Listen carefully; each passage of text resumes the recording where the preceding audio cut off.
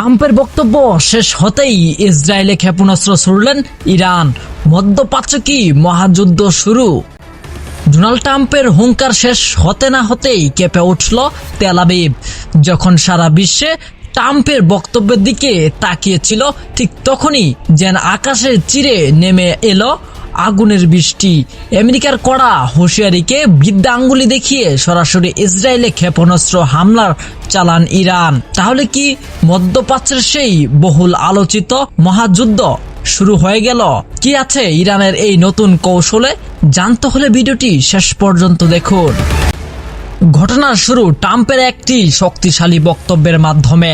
Israeli, ফিলিস্তিন এবং ইরানের ইস্যুতে যখন ওয়াশিংটনে কঠোর অবস্থানে কথা জানাচ্ছিল, ঠিক তখনই দৃশ্যপট পাল্টে যায়। ট্রাম্প যখন তার বক্তব্যে ইরানকে শান্তি থাকার কঠোর পরিণতির হুমকি দিচ্ছিলেন, তার কয়েক মুহূর্ত পরেই ইরানের রেভলিউশন গার্ড সক্রিয় হয়ে ওঠে।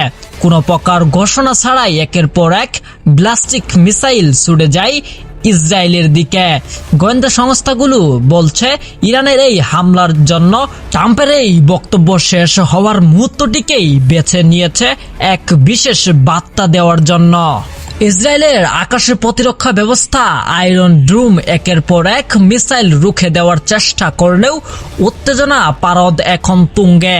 তেল আবিব এবং জেরুজালেমের আকাশে যখন শুধু আগুনের গোলা, ইসরায়েলের সেনা সূত্রে জানা গেছে কয়েক ডজন মিসাইল ছোড়া হয়েছে, যা সরাসরি সামরিক স্থাপনাগুলো লক্ষ্য করে। সাধারণ মানুষ এখন ভয়ে আশ্রয় খুঁজছেন, কিন্তু প্রশ্ন হলো, আমেরিকা যখন পাশে দাঁড়িয়ে, তখন ইরান এত বড় সাহস পেল কোথায়? আর এই হামলায় ইসরায়েলে কতটা ক্ষয়ক্ষতি হলো?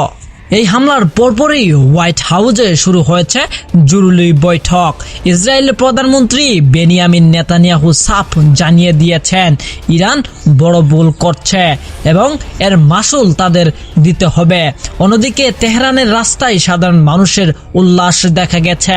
সামরিক বিশ্লেষকদের মতে, ইরান বোঝাতে চাই তারা ডোনাল্ড ট্রাম্পের বা আমেরিকার কোনো হুঙ্কারকেই পরোয়া করে না।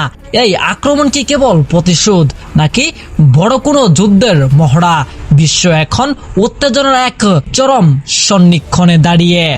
আমেরিকা কি এখন সরাসরি যুদ্ধে জড়িয়ে পড়বে, নাকি ইসরায়েল একাই ইরানকে জবাব দেবে? মধ্যপ্রাচ্যের আগুন কি শেষ পর্যন্ত বিশ্বযুদ্ধের রূপ নেবে? আপনার কি মনে হয়, ট্রাম্পের এই বক্তব্য কি পরিস্থিতি আরো উত্তপ্ত হলো? আপনার মতামত অবশ্যই কমেন্ট বক্সে জানাবেন। মধ্যপ্রাচ্যের এই টান উত্তেজনা সব আপডেট পেতে চোখ রাখুন আমাদের পরবর্তী বিশেষ প্রতিবেদনগুলোতে।